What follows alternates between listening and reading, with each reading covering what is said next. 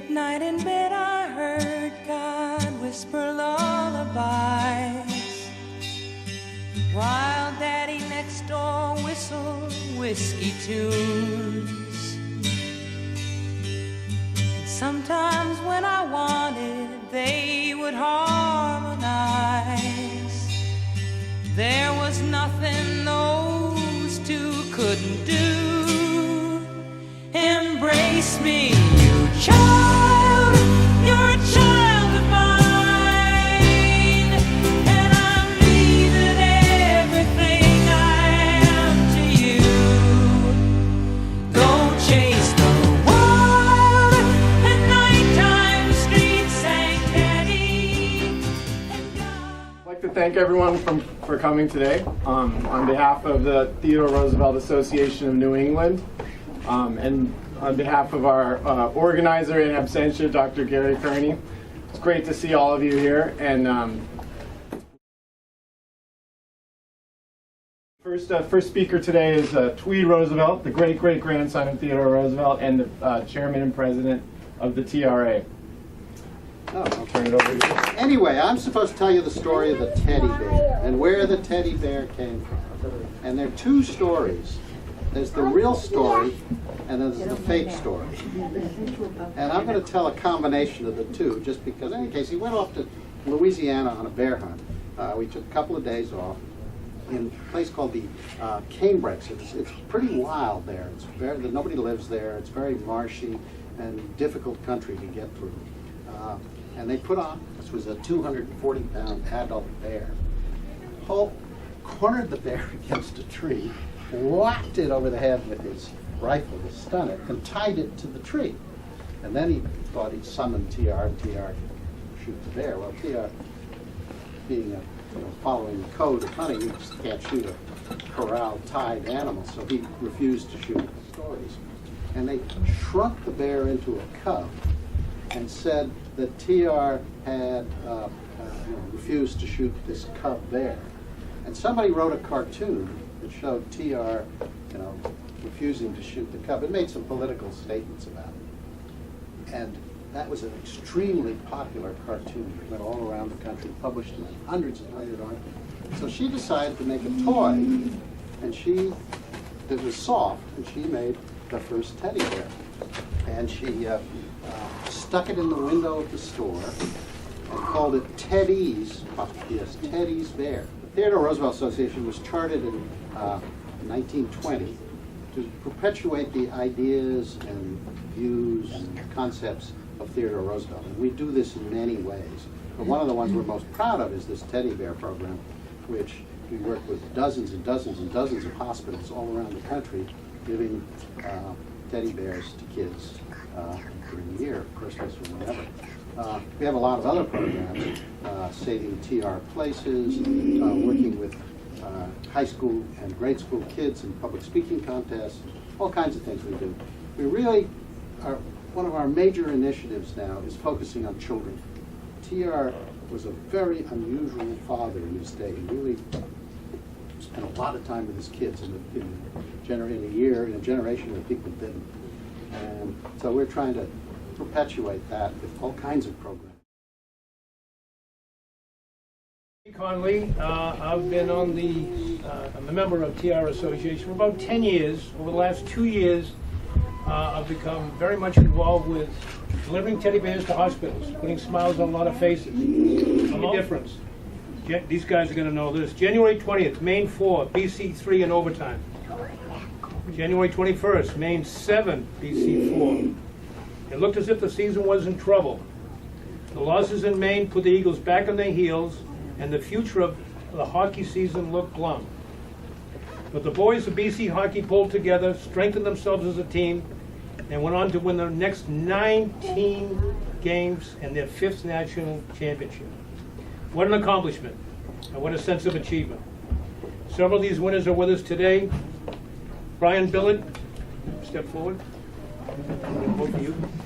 Chris Kreider, this is now with the New York Rangers. I think you played in the finals, did you, with the Stanley Cup? Chris Venti, our goalie, and Steve Whitney. These boys know how it feels to win, But today they will get another sense of achievement and fulfillment. It will be when they hand out teddy bears to children here at MGH Pediatrics. To see that little smiling face as they get their teddy bear will make the hockey player's heart glow as well as the child's. And that's it. We're here today to be in the glow business. Is there anything more important than that? I can tell you to say, well, is it really the children, are children affected by the fact that you can give them a teddy bear when they...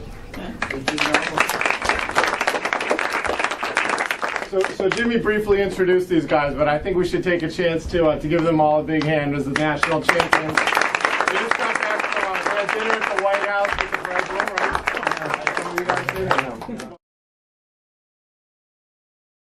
You should know that the TR Association has given, since 1986, 75,000 teddy bears to various children's hospitals throughout America. And it's very interesting. Mr. Roosevelt told us that the teddy bear is now more than 100 years old.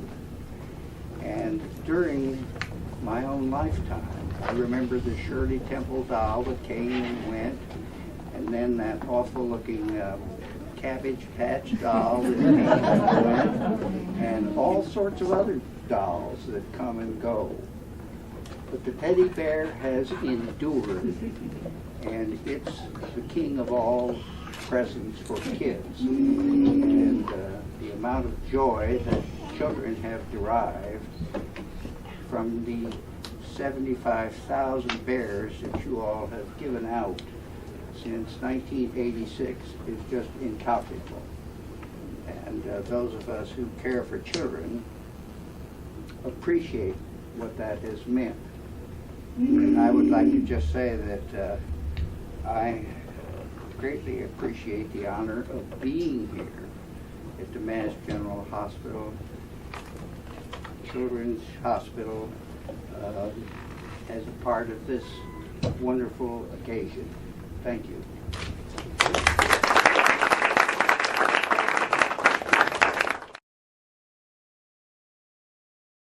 So I'm Jay Vicanti, and I'm the Chief of Pediatric Surgery. Dr. Hendren was the first Chief of Pediatric Surgery here. So I thank you for coming. I thank you for helping to organize this. And mostly I thank the Theodore Roosevelt Foundation and you all from BC and your wonderful achievement and your willingness and your charity to the children. So I think that my only role here is to say thank you, and I hope everybody, all the kids and everybody here enjoys not only the gift, but also we have refreshments, including a teddy bear cake. Thank you, Jackie, and cookies and other things. So please enjoy the afternoon, and again, we're most appreciative. Thank you.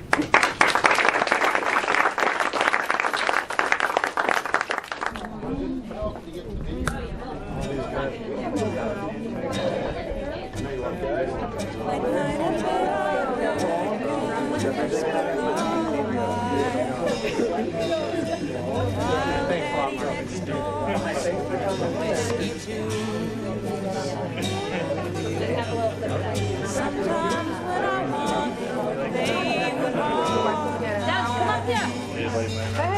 there was nothing those two could do. Embrace me, you child, you're a child of mine, and I'm leaving everything I am to you. Go chase the wild at nighttime, streets sang Teddy, and God sang pray. The devil doesn't get to you. I thought together they must sing the moon away. I thought that they must know each other well, for the magic that they made when they played wasn't lost between their heaven and their hell. Embrace me, you child.